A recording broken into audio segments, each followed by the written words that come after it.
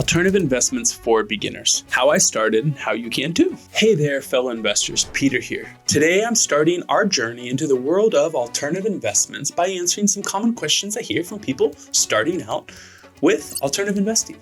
And then I'll open up about my own experience with investing and share some secrets I've learned along the way. So without further ado, let's do this. Let's start with the million-dollar question. What are alternative investments? Think of them as the unconventional gems in the investment landscape, diverging from traditional stocks, bonds, and cash. Alternative investments typically have higher barriers to entry, less liquidity, and greater complexity compared to traditional investments. So why should you care about alternative investments? Well, by diversifying your portfolio with these unconventional assets, you not only spread your risk, but you also open up the doors to higher potential returns. They are often suitable for sophisticated investors with a higher risk tolerance who are looking to diversify their portfolios and potentially enhance returns. Now that we understand what they are and why we should care, let's look at the different types of alternative investments available. Hedge funds. Hedge funds are investment funds that employ various strategies to generate returns, often by actively managing risk. They can invest in a wide array of assets, including stocks, bonds, derivatives, and currencies. For example, a hedge fund might employ long-short equity strategies where they simultaneously buy undervalued stocks long and sell undervalued stocks short. Fun fact, did you know that the first hedge fund launched by Alfred Winslow Jones in 1949 used a strategy known as hedging to protect against market downturns? This innovative approach laid the foundation for the modern hedge fund industry. What are the benefits? What are the risks? Let's go into them. The benefits: hedge funds offer potential for high returns through active management and diversified strategies. Now the risks, however, they have high fees and can be less liquid compared to traditional investments. Let's talk about some resources you can go check out. The Hedge Fund Research, HFR. It offers comprehensive data, research, and analysis on the hedge fund industry. I'll put links below. Go check it out. Let's talk for a minute about private equity. Private equity involves investing in privately held companies or taking substantial stakes in public companies that are not traded on the stock exchange yet. These investments are typically made with the aim of restructuring or improving operations and eventually selling for a profit. An example could be a private equity firm acquiring a struggling company, injecting capital, streamlining operations, and selling it at a higher valuation. Many of today's leading companies, such as Amazon, Google, and Facebook, received early funding and support from private equity and venture capital firms. These investments played a pivotal role in nurturing groundbreaking technologies and business models that have transformed industries and shaped the modern economy. And now the benefits. Private equity investments can yield substantial returns through strategic restructuring and long-term value creation. Now the risks. They involve illiquidity, high capital requirements, and the risk of business failure or definite underperformance. Now, some resources that I'll point you to. My favorite is probably PitchBook. It provides data and research on private equity investments, including deal flow, fund performance, and industry trends. I'll put the link below. Let's talk about the asset class, real estate. Investments involve purchasing, owning, managing, renting, or selling properties for profit. This can include residential, commercial, industrial, and even agricultural properties. For instance, investing in rental properties or participating in real estate investment trusts, REITs, R-E-I-T-S, for exposure to the real estate market. According to data from the Case-Shiller Home Price Index, U.S. residential real estate prices have experienced consistent long-term appreciation with an average annualized return of around 3 to 5% over the past several decades. This steady growth, combined with rental income potential, has made real estate an attractive investment choice for individuals seeking to build wealth and generate passive income.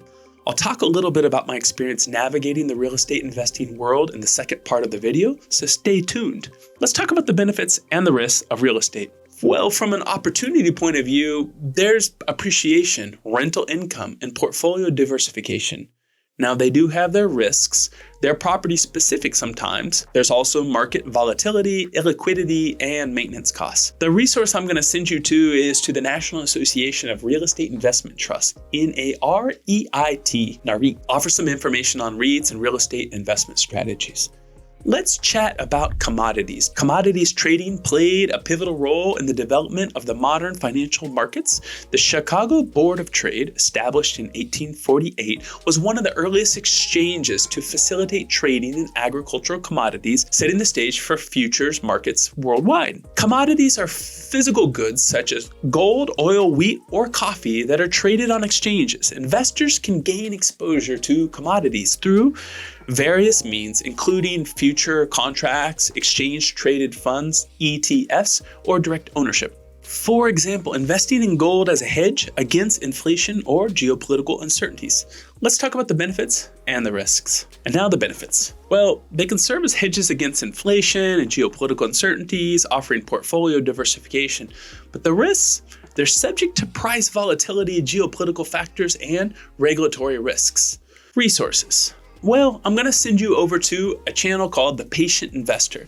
It really opened up my eyes when it came to commodities. And if you're interested in learning more about or how to invest, I recommend you go give the video a watch. I'll put the link below. Venture capital. Venture capital involves investing in early stage, high potential startups in exchange for equity. These investments are typically high risk, but offer the potential for substantial returns if the startup succeeds. An example could be a venture capital firm providing a tech startup developing innovative software solutions. One of the most famous venture capital investments in the online world is Peter Thiel's initial investment of $500,000 in Facebook in 2004, about 2 decades ago. This investment not only helped Facebook grow into one of the world's largest social media platforms, but it also generated an extraordinary return for Thiel, as the value of his stake soared into the billions of dollars following Facebook's IPO in 2012. Thiel's early bet on Facebook illustrates the potential for outsized returns that venture capital investments in online assets can offer to savvy investors. Now, the benefits and risks. Venture capital investments offer the potential for significant returns through early stage funding of innovative startups. The risks, well, they have extremely high failure rates, illiquidity, and lengthy investment horizons. The resource that I'm going to point you to is Crunchbase. It's a platform for discovering and tracking investments in startups, venture capital firms, and emerging technologies. I'll put the link in the description below.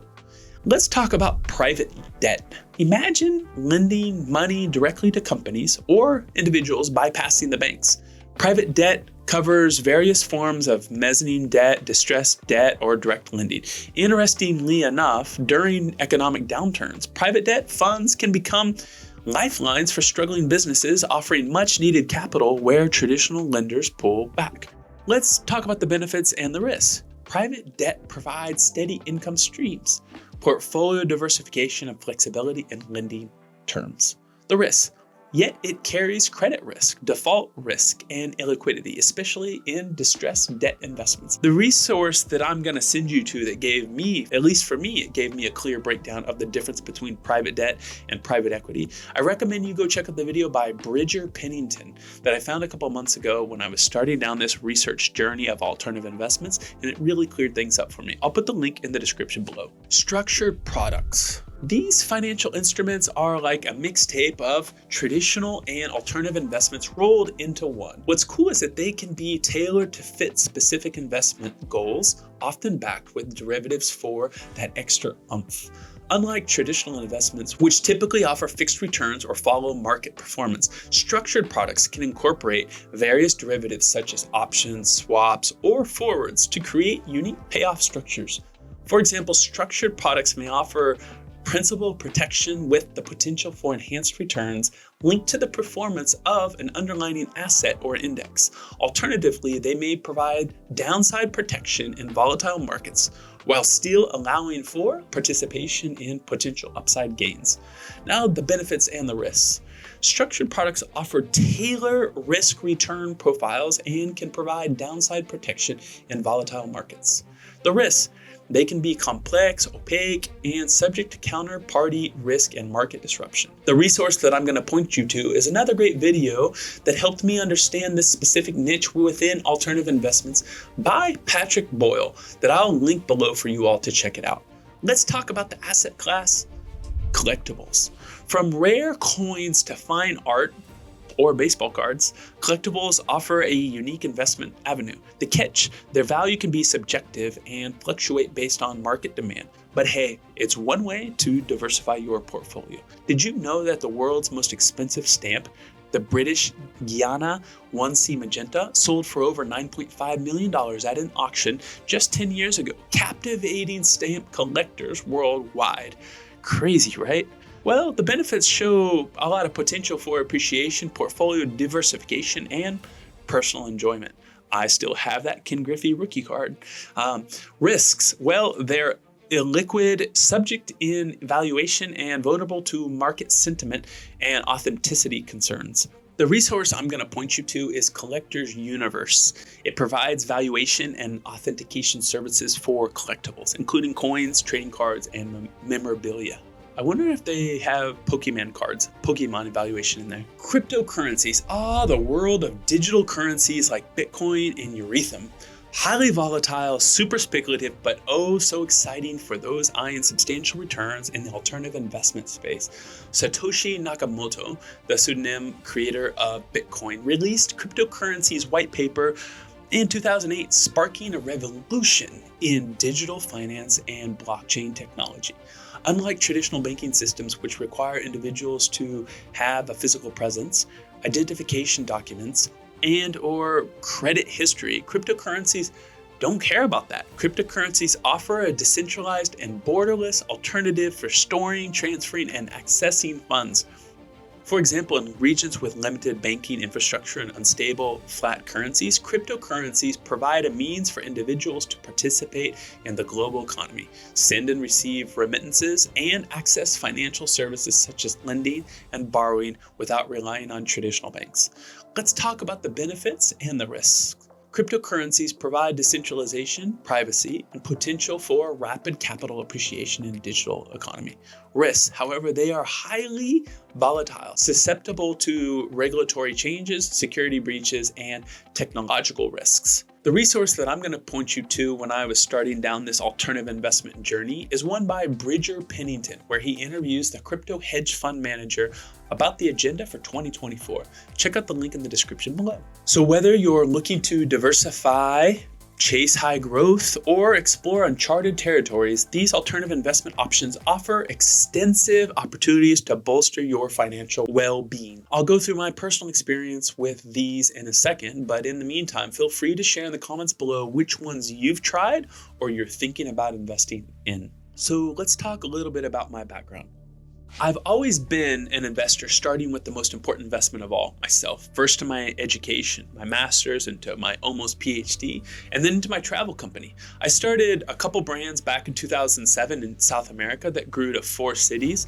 Even had my own TV show where we 4 different seasons. Our travel company exploded like a successful brand where we had clients like Paul McCartney, Steven Tyler from Aerosmith came into my office, and even Beyonce. Despite that success, we hit some financial struggles due to civil unrest in 2019.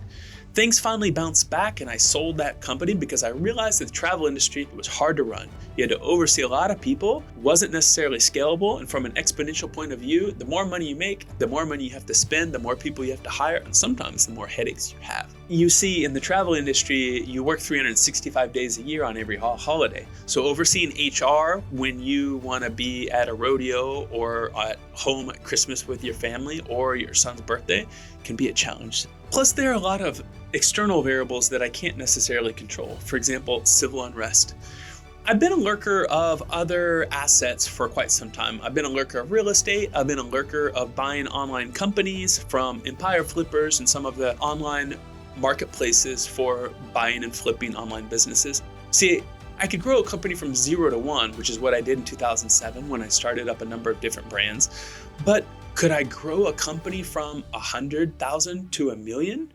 or from $1 million to 10 million? I started thinking about this because the startup period's really hard. What if I could flip companies? What if I could buy companies and then sell them? But it's still hard. I've thought about real estate and I've even thought about flipping companies. I've looked through the broker online called Empire Flippers. I figured if I could grow a company from 0 to 1, I might be able to buy a company and grow it from 1 to 10 million. But you still have to worry about some of the online external variables like Google algorithm or security breaches. So I started to think about real estate. See, my wife has been into real estate for some time. Maybe I should get into it. But then I'd have to understand tax law. I'd have to think about occupancy. You'd have to think about finding your own tenants. You'd have to think about collecting from your tenants. All these things I thought, maybe I could have my wife do it. But see, my wife is good at real estate in South America. She's not good at real estate in the US where we live today. I might have the assets to invest in real estate, but when I watch these videos on real estate all across the web, they tell me some about the obvious things, but they don't tell me about everything. They don't tell me how hard it is to find good tenants, how hard it is to kick out bad tenants, how hard it is to keep long-term tenants, how hard it is to find a great broker, a real estate agent. There were a whole bunch of things they didn't tell me about. Plus, I don't understand the ebbs and flows of the industry. And to make things worse, I have a little bit of shell shock because I've never forgot about what happened with the real estate bubble in 2007 and 2008. I'm a board member on a medium-sized community bank, and I remember what it was like for people who own their second home, their third home, their fourth home. Some of them got in big trouble. It makes me a little bit nervous. So when I started to work with the partners of Empire Flippers, Mike, Justin, and Joe, this is when I started to realize that there's a lot more alternative investments than just real estate. I started to think about online businesses. But I like to analyze and weigh all of my options to guarantee my financial security, but also for the right investment path for my lifestyle. Transitioning from real estate woes to digital online assets, I discovered the power of alternative investments in diversifying portfolios, generating passive incomes, and navigating the ever-evolving investment landscape. If you've enjoyed this journey so far, don't be shy. Like this video so our investor community grows. And hey, if you want to learn about the best types of monetizations and sub-niches of online assets to invest in 2024 and years to come, make sure to subscribe to our channel and turn on the notifications. And don't miss out on that upcoming episode. Thank you for joining me on this adventure today. Stay curious, stay hungry, and let's make our investment journey one filled with success, growth, and prosperity.